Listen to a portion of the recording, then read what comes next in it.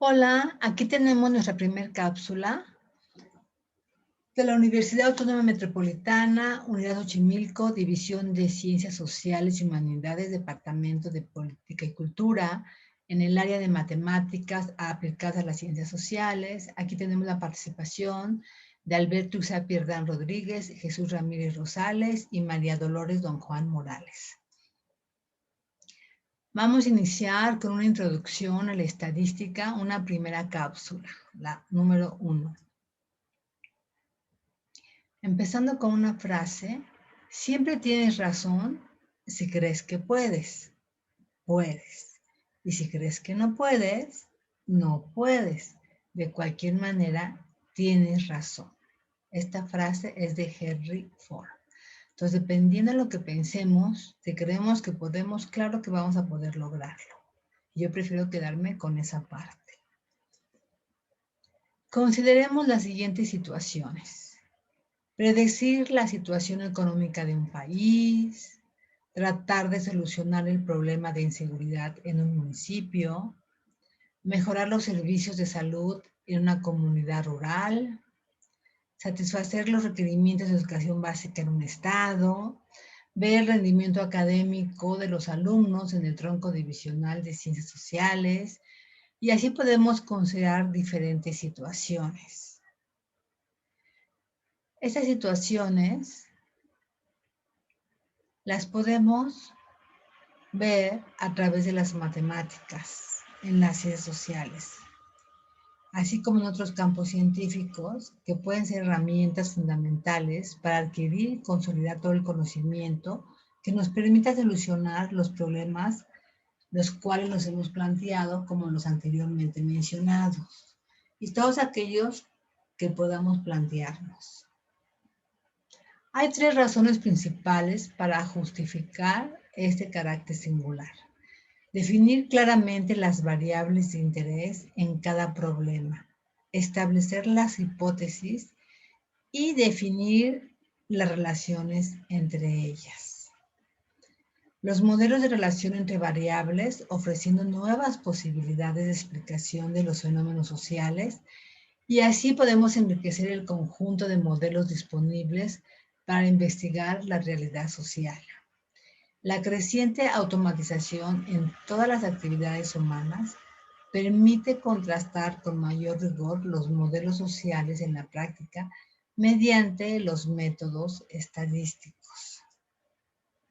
Y entonces nos preguntaríamos, ¿cuál será el proceso que deberemos seguir como investigadores para resolver un problema social como los que anteriormente nos hemos planteado o algún otro que ustedes quieran plantearse?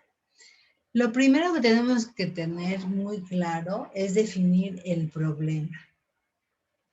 Una vez que tenemos definido el problema y verificado las variables que vamos a utilizar, vamos a formularnos una hipótesis, y esta hipótesis tenemos que ver la forma de cómo medirla. Todo depende del tipo de variable que tengamos.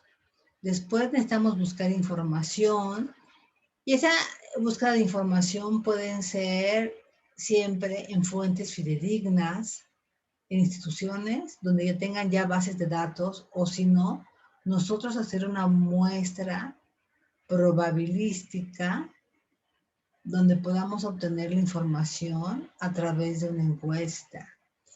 Después, como paso 4, analizar toda la información y ver qué resultados hemos obtenido.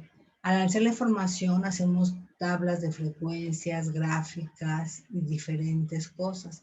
Y en las conclusiones, en el siguiente paso, vemos qué acciones, qué toma de decisiones podemos tomar. Y de acuerdo a esto, generar un nuevo problema. Estos son 5 grandes pasos que vamos a ir viendo más adelante con las diferentes cápsulas. El analista que trabaja en el campo de las ciencias sociales aplica las etapas indicadas preguntándose, ¿cuál es mi problema de estudio? Debe definirse lo mejor posible, con la mayor claridad, cuál es mi hipótesis o mis hipótesis sobre el problema, porque podemos plantearnos también no nada más una hipótesis, sino varias hipótesis. ¿Qué datos necesitamos obtener o recoger o investigar? ¿Y cómo podemos usar los recursos disponibles más eficientemente para recolectar esa información, esos datos? ¿Y cómo deberemos especificar el modelo matemático que describa el proceso que hemos generado con estos datos o con esta información? ¿Qué otras preguntas nos tenemos que hacer o qué cosas más debemos hacer? Muchas veces obtenemos información y a veces necesitamos hacer primero una prueba piloto para probar ese cuestionario y poder tener las mejores preguntas. Otras veces tenemos que depurar la información para transformar esos datos. A veces hay información de encuestas que a lo mejor alguien no entendió la pregunta y por eso se hacen las pruebas pilotos. Si no entendieron la pregunta, a lo mejor contestaron otra cosa totalmente diferente a la que nosotros estábamos esperando. ¿Y cómo deberemos de presentar los datos de manera que transmitan sus rasgos más esenciales de una manera clara? ¿Qué conclusiones podemos extraer de estos datos? ¿Y cuál es el grado de incertidumbre de esas conclusiones? Si cumplimos o no cumplimos, o probamos o no probamos nuestras hipótesis. ¿Qué acciones deberemos tomar con base a estas conclusiones extraídas de los datos? Entonces, una herramienta importante es la matemática, que nos permite contestar estas preguntas a través de la estadística. De una población podemos extraer una muestra y podemos empezar con la estadística descriptiva y más adelante con la estadística inferencial. Y la muestra debe ser representativa de la población para poder obtener información de esta. Entonces, la estadística es un método que nos permite organizar, sintetizar, presentar, analizar, cuantificar e interpretar los datos, de tal forma que se puedan obtener conclusiones válidas y poder dar información coherente y de confianza sobre los problemas en estudio con el objeto de poder tomar las mejores decisiones. ¿Y para qué nos sirve entonces la estadística?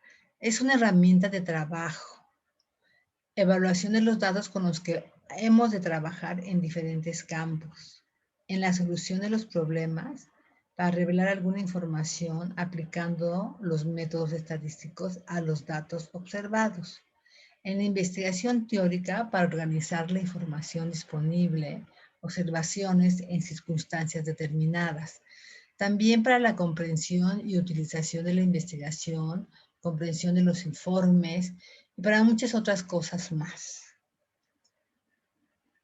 Este amplio concepto ha llevado a los especialistas en estadística a un acuerdo que permite clasificar a esta área del conocimiento en dos ramas definidas como la estadística descriptiva y la estadística inferencial. Pero, ¿qué significa? Que ambas desempeñan funciones distintas, pero son complementarias en el análisis estadístico, en las ciencias sociales, cuando se estudia a una sociedad. Entonces, en la descriptiva, tenemos la presentación de datos numéricos en formas tabulares, podemos describir las medidas de tendencia central, de localización, de dispersión.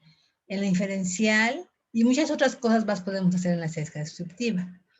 En la inferencial podemos hacer una estimación de parámetros puntualmente por un intervalo, podemos hacer pruebas de hipótesis, aunque en la descriptiva podemos hacer hipótesis de investigación, ¿sí? Como vamos a ver en las próximas cápsulas y vamos a ir explicando cada una de estas partes.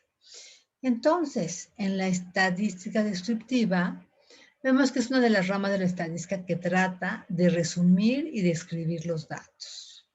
Este resumen se puede tabular en forma gráfica o numérica, todo dependiendo del tipo de variables que tengamos.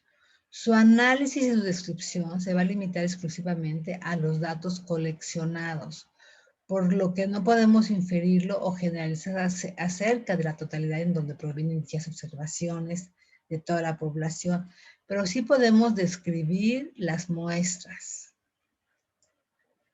Y la inferencial tiene como objetivo generalizar e inferir conclusiones útiles sobre la totalidad de las observaciones que viene siendo la población a partir del análisis de los datos coleccionados de una muestra. Y esta muestra tiene que ser representativa de la población, muestreo probabilístico. La inferencia estadística también constituye un conjunto de probabilidades con bases teóricas del muestreo. Es decir, nos permite conocer el todo de la población con cierta aproximación a partir del estudio de una muestra. ¿Y por qué hacemos las muestras? Porque no tenemos todo el tiempo de encuestar a toda la población, dependiendo de la población que sea. Si es un estado de la República Mexicana, si es la Ciudad de México, si es una colonia, si es una institución, una universidad, un instituto, un bachillerato, una preparatoria, toda la República Mexicana, a nivel mundial. Todo depende de cuál sea nuestra población. Iremos viendo en el desarrollo de las siguientes cápsulas. Tenemos algo muy importante que debemos mencionar, porque dentro de la estadística se puede tener uso y abuso de ella, que es lo precisamente que hay que trabajar con ética, con nuestros valores, con honestidad. Entonces, uno de los usos más conocidos es la realización de encuestas de investigación de mercados, de preferencias de consumo, de opiniones políticas, etc. Una encuesta pretende reflejar mediante cuestionarios aplicados a un grupo de personas sus opiniones y o preferencias que reflejen la opinión de toda una población. El problema de esto es que no se hace un muestreo. Las primeras personas que tengan, por ejemplo, en cuestiones electorales, las que contestan el cuestionario son las que toman en cuenta, pero no quiere decir que esas personas, lo que opinen ellas, es lo que va a opinar toda la población, a menos que se haya hecho un muestreo probabilístico de la población que se requiere encuestar. Otro de los usos y abusos es que al aplicar la estadística hay dos peligros. No saber extraer toda la información útil existente en los datos y dejar de realizar su análisis correcto, lo que podría conducir a conclusiones que no son válidas. El abuso más corriente de la estadística, al menos para la persona cotidiana, está en la presentación de los resultados y en la confiabilidad de las estimaciones, cuando no exista ética estadística por parte de los analistas. Entonces hay que tener mucho cuidado en tener conclusiones erróneas. Si los datos no son suficientes, si la presentación de las gráficas son engañosas, si obtuvimos información de bases de datos de fuentes no fidedignas, hay que tener mucho cuidado si es información primaria o secundaria o es información ya trabajada. Hay que ser muy cuidadosos en esta información, sobre todo a la hora de interpretar y analizar los datos. Y me gustaría terminar esta cápsula con esta frase de John F. Kennedy, que dijo: los chinos usan dos pinceladas para escribir la palabra crisis. Una significa peligro y la otra significa oportunidad. Por lo tanto, en medio de una crisis, mantente atento al peligro sin perder de vista la oportunidad. Muchas gracias por su atención.